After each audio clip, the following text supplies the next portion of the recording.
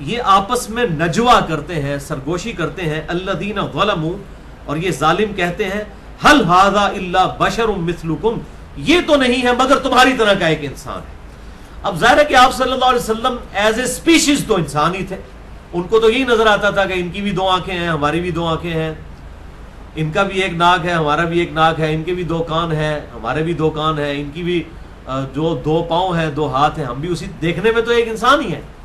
لیکن وہ اس فرق کو بھول جاتے تھے کہ وہ ہے تو اسپیشیز میں انسان ہے، لیکن وہ اللہ تعالیٰ کے ریپریزنٹیٹیو نمائندہ بن کے آئے ہیں دنیا میں. اور آپ صلی اللہ علیہ وسلم کی جب ریفرنس سے ہم یہ بات کرتے ہیں کہ آپ صلی اللہ علیہ وسلم انسان ہے، تو اس سے مراد آپ کی اسپیشیز ہوتی ہے. As far as species is concerned, آپ کی جو نوع ہے وہ انسانی ہے، لیکن مرتبے میں کسی بھی انسان کیا کسی فرشتے کو، کسی جن کو کوئی نسبت نہیں آپ صلی اللہ علیہ وسلم کے ساتھ. لیکن ظاہر ہے کہ یہ سب سے بڑی آزمائش پیغمبروں کے ساتھ یہی ہوتی تھی. آپ پورا قرآن پڑھ کے دیکھیں، جب کبھی بھی پیغمبروں نے دعوت اٹھائی تو ان کے مخالفین نے کہا یہ بھی ہماری طرح کا ایک انسان ہے.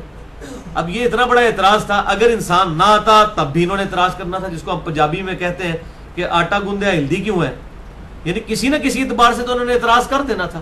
سورہ بنی اسرائیل میں آیا کہ اگر زمین پر فرشتے آباد ہوتے تو ہم فرشتوں میں سے پیغمبر بنا دیتے. اب چونکہ انسان آباد ہے، انسانوں میں سے پیغمبر ہوگا. خدا نہ خواستہ کوئی فرشتہ پیغمبر بن کے آتا تو انہوں نے پھر یہ اعتراض کیا کرنا تھا کہ یہ تو فرشتہ ہے، ایسے کیا پتا تکلیف کیا ہوتی ہے، نیند کس چیز کا نام ہے، بھوک جب لگی ہو تو کیا انسان پہ گزرتی ہے، اگر کسی کی بچی کو طلاق ہو جائے تو اس پہ کیا گزرتی ہے. یہ ساری فیزز آپ صلی اللہ علیہ وسلم کو گزارنی پڑی. غزوہ خندق کے موقع پر صحابہ کرام علیہم رضوان نے جب اپنی جو ہے وہ بھوک کی شکایت کی تو آپ صلی اللہ علیہ وسلم نے اپنا جب کرتا مبارک اٹھایا تو آپ کے پیٹ پر 2 پتھر باندھے ہوئے تھے. یعنی وہ پتھروں کی بوجھ کی وجہ سے بعض اوقات پیٹ کو سہارا ہو جاتا ہے اس اعتبار سے. تو آپ صلی اللہ علیہ وسلم پریکٹیکلی ان تمام فیزز سے گزرے ہیں جس سے ایک انسان کو گزرنا پڑتا ہے.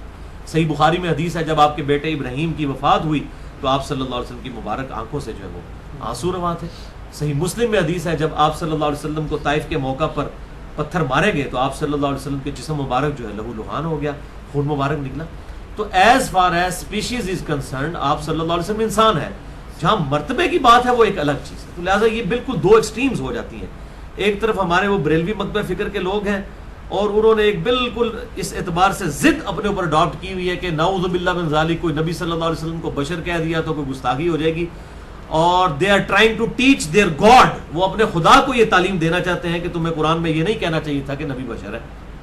اور پھر وہ کہہ رہے ہوتے ہیں یا تو خدا نے بشر کہا ہے تو یا کافروں نے کہا ہے، اب تم بتاؤ تم خدا ہو یا کافر ہو. نعوذ باللہ من ذالک. یعنی یہ تو مطلب تعلیمات ہیں آپ صلی اللہ علیہ وسلم کی خود، اور خدا نے جو قرآن میں نازل فرمایا وہ ہماری تعلیمات کے لیے ہے. تو اس میں بھی اب آپ دیکھیں کتنی سخت آیات آئیں گی. اور میں اکثر یہ بریلوی مکتبہ فکر کے بھائیوں سے کہتا ہوں کہ آپ نے اگر انبیاء کے بارے میں عقیدہ اپنا کلیئر کرنا ہے نا تو یہ بزرگ بابے مولوی ان کے چنگل سے نکلیں، سورۃ الانبیاء پڑھیں. اللہ کے محبوب صلی اللہ علیہ وسلم پر اللہ تعالیٰ نے ایک مستقل سورت نازل فرمائی ہے، سورۃ الانبیاء. سورۃ الانبیاء کا نام ہی سورۃ الانبیاء ہے. آپ کو نبیوں کے بارے میں جو عقیدہ چاہیے وہ اس صورت میں مل جائے گا. یہ آپ دیکھیں گے اتنا حیران کن عقائد ہیں کہ اگر یہ عقائد عام پبلک کے سامنے بیان کیے جائے وہ تو کہیں گے یہ تو بالکل گستاخ ہے، نعوذ باللہ من ذالک. تو یہ ایک ایکسٹریم ہے. اور دوسری ایکسٹریم پہ وہ لوگ ہیں کہ جو آپ صلی اللہ علیہ وسلم کی بشریت کو ثابت کرتے کرتے بعض اوقات جو ہے وہ اس حد تک یعنی توحید کی آڑ میں وہ توہین رسالت کا شکار ہو جاتے ہیں. اور اس میں کچھ خصوصاً اہل حدیث مکتبہ فکر میں ایسے لوگ موجود ہیں جو بالکل جو ہے نا وہ ایک دوسری ایکسٹریم کے اوپر چلے جاتے ہیں. توحید ضرور بیان کریں لیکن انبیاء کی توہین نہیں ہونی چاہیے. ایک بالکل بیلنس چیز ہونی چاہیے، جو جتنی بات کتاب و سنت میں آئی اس کو اس طریقے سے بیان کرنا چاہیے. باقی اس میں کوئی ایسی اگزامپل بیان نہ کی جائے جس کی وجہ سے آپ صلی اللہ علیہ وسلم کی توہین کا پہلو ہو جائے. جیسے سعودی عرب میں ایک مولوی صاحب ہے، میں نام نہیں لیتا پھر بالکل پرسنل بات ہو جاتی ہے. انہوں نے ایک دفعہ وہ کسی جو ہے وہ اہل تشیع کے عالم کی عبارت کوئی ویڈیو کوٹ کرتے ہوئے نا اس نے بھی کوئی کفریہ جملہ بولا کہ علی خدا ہے نہ خدا سے جدا ہے. یعنی وہ پھر عجیب و غریب، نہ خدا ہے نہ خدا سے جدا ہے.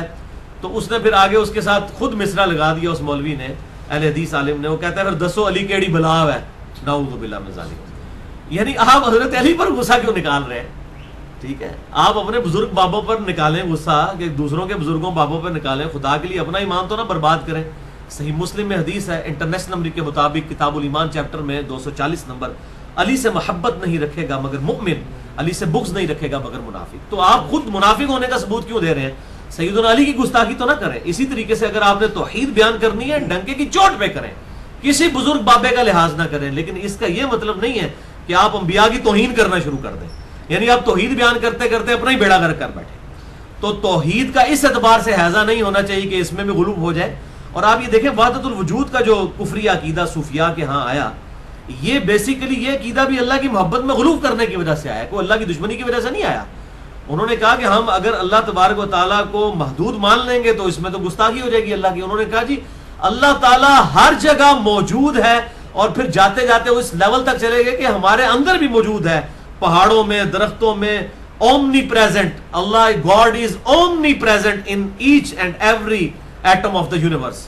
تو انہوں نے خدا کے لیے حلول کا عقیدہ رکھ دیا اور وہ دوسری طرف کفر میں چلے گئے. خدا ہمارے ساتھ ہے, کوئی شک نہیں ہے, وہ ہر جگہ ہے جس طرح کہ اس کی شان کی لائق ہے. ہم اس کے لیے لیس کمثلہ شیء, کوئی اس کی مثال بیان نہیں فرماتے, لیکن اس کی مائیت ہمارے ساتھ ویسی نہیں ہے جس طرح ایک انسان کی دوسرے انسان کے ساتھ ہوتی ہے, یا کسی میں حلول کا کوئی عقیدہ ہوتا ہے. جب اس کی مثال بیان نہیں ہو سکتی تو ہم صرف اتنا ہی کہہ سکتے ہیں وَإِذَا سَأَلَكَ عِبَادِي عَنِّي فَإِنِّي قَرِيبٌ. اے میرے محبوب صلی اللہ علیہ وسلم, میرے بندے جب آپ سے میرے بارے میں پوچھیں تو آپ فرمائیے میں تمہارے بالکل قریب ہوں. اجیب الدعوۃ الداعی اذا دعان, ہر پکارنے والے کی پکار کو سنتا ہوں جب بھی وہ مجھے پکارے. فَلْيَسْتَجِيبُوا لِي, لیکن لوگوں کو بھی چاہیے نا کہ میرا حکم مانے. وَلْيُؤْمِنُوا بِي, اور مجھ پر ایمان لائے جیسا کہ ایمان لانے کا حق ہے. لَعَلَّهُمْ يَرْشُدُونَ, تاکہ وہ رشد و ہدایت پا سکیں. یہ ون وے ٹریفک نہیں ہے کہ آپ صرف گاڈ سے مانگتے چلے جائیں, اللہ سے مانگتے چلے جائیں. نہیں, اللہ کی بھی ماننی ہے, صرف اللہ کو نہیں ماننا, اللہ کی بھی ماننی ہے. اور صرف نبی کو نہیں ماننا بلکہ نبی کی بھی ماننی ہے. عز و جل و صلی اللہ علیہ وآلہ وسلم.